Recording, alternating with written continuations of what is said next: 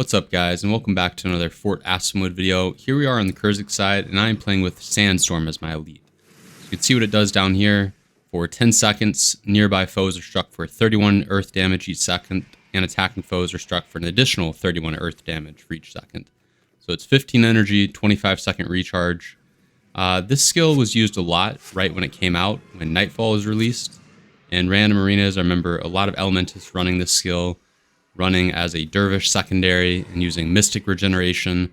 They were very powerful, very hard to kill, dealt very good damage. So I'm using this skill here in Fort Aspenwood, and I'm pairing it with some other earth magic skills. I have Eruption. This is a 25 energy spell, so quite costly. But for 5 seconds, foes in this location are struck for 42 earth damage and are blinded for 10 seconds. So that's good.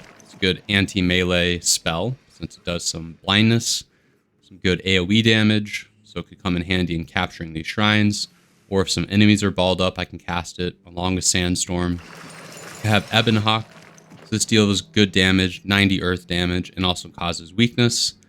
Can then pair that with Stoning, so if they are weakened, they'll be knocked down and take 109 earth damage. I have Glowstone as a way to help me kind of manage energy. Then I have Earthen Shackles, so this is a good way to deal some major speed reduction. For 3 seconds, they move 90% slower. This will also cause weakness, so I can pair this with Stoning. Then I just have my 2 attunement skills, just to help me with my energy and also with my health. So overall, I like this build a lot. Here I am starting to use it on this Assassin and some of these enemies attacking here on this orange gate. Let's see if we can take a couple of them out here and give this build a good show. You can see that the flux right now during the making of this video is this gift of the battle. So if an enemy dies, I can pick this up and I can drop it and gain some health, or drop it near some enemies and then cause some burning. But you can see I can take out this siege turtle with this build. Since I do have this AoE damage, I have these high damage spells. So that's what I'm doing here. Take out this siege turtle. It's going to be a major help to my team.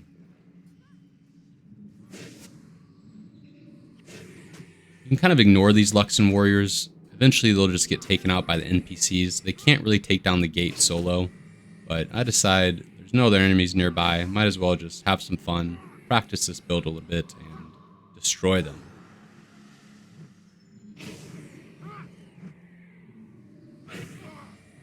This is a build I really like for all the knockdown it can do. With Stoning, since it recharges in just 5 seconds, you can really get annoying by just spamming KDs with this build. Again, as long as they are suffering from weakness. But I do have 2 skills that inflict weakness, so it's pretty reliable.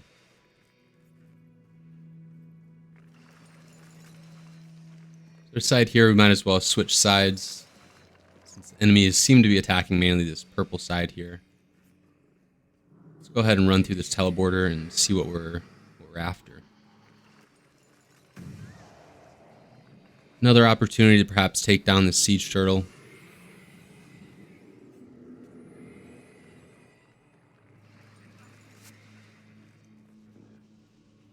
But there's a lot of enemies here. I decided maybe it's better just to run back.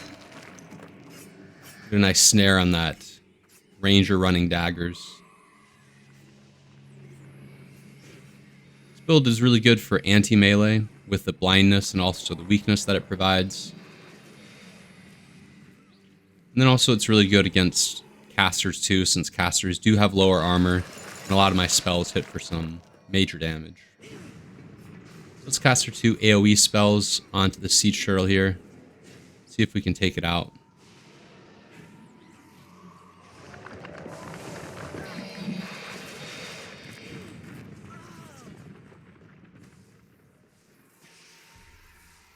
Now I do have to wait for Earthen Shackles to end for the weakness to inflict. But since it lasts just 3 seconds, it's pretty quick.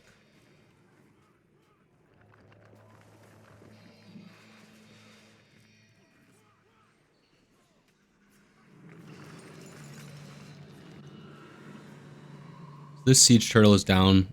Perhaps we can run some of this amber here.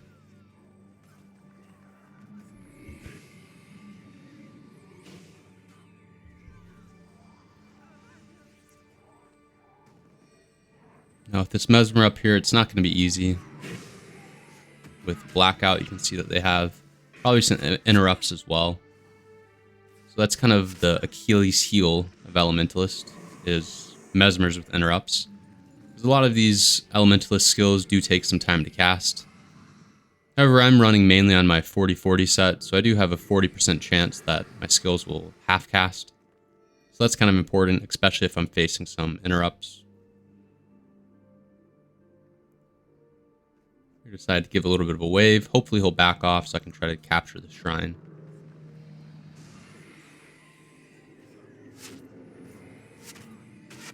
You can see how well this does at clearing the shrine. I could go Dervish secondary with that Mystic regeneration.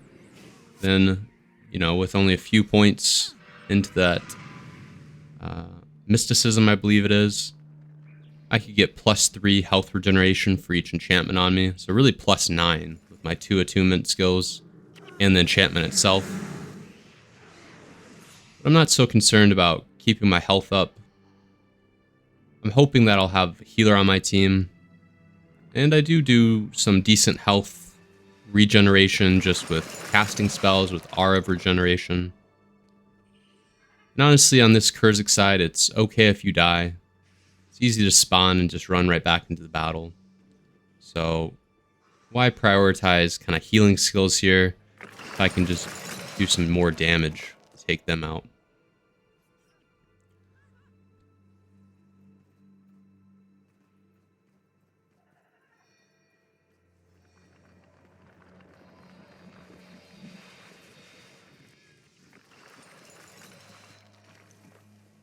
Siege Turtle is attacking here. We'll try to lay down some AoE on this Siege Turtle, but I get interrupted.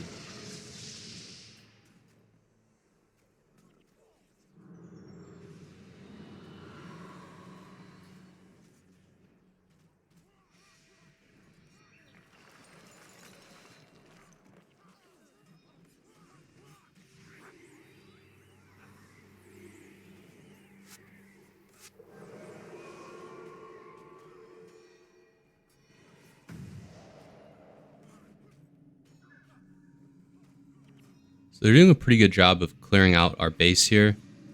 My team is not really to be found. So it looks like I'm alone fighting these enemies. Kind of up against the Siege Turtle. Luckily I can take out this Elementalist. But this Mesmer's doing some good damage. We can see if we can take him out, but he has a nice power spike. A nice heal by my monk there. And the Siege Turtle looks like for the taking now. We'll lay down our 2 AoE spells and just start hitting them with some of our other spells here.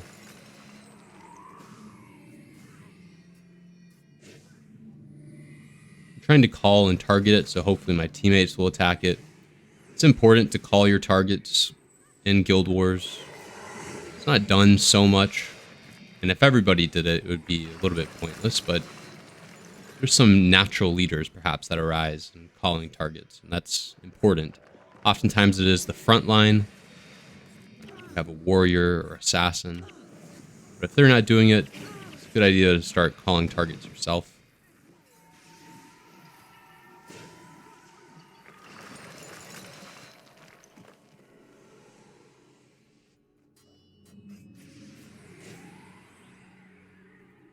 See that Earthen Shackles does really nicely. Slows him down so my assassin can start hitting his attacks.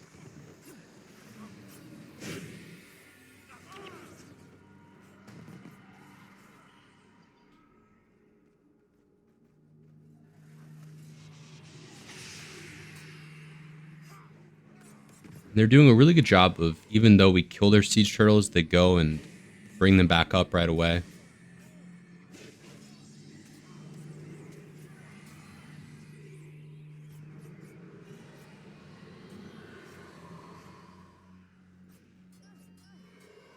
Nice snare on this assassin. Get some energy back, and let's see if we can knock him down, but he evades it.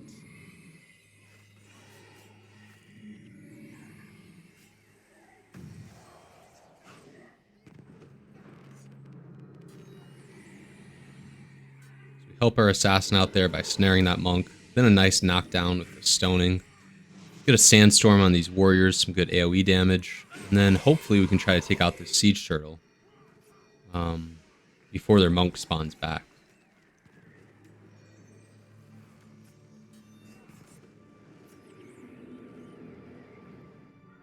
Alright, and at this point it's looking really good for us. Their siege turtle is down. There's not that much time left. You can see God's Vengeance is 90% complete at this point. So it's looking really good.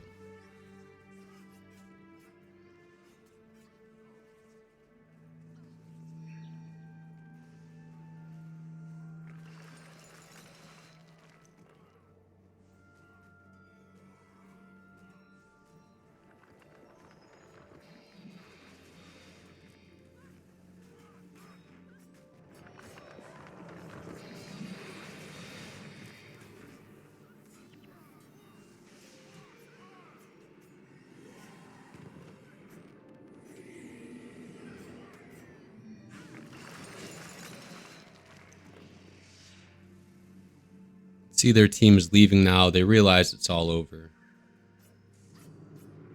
So a nice showing of this build. Something I intend to run more. So thanks for watching. Good game. And cheers.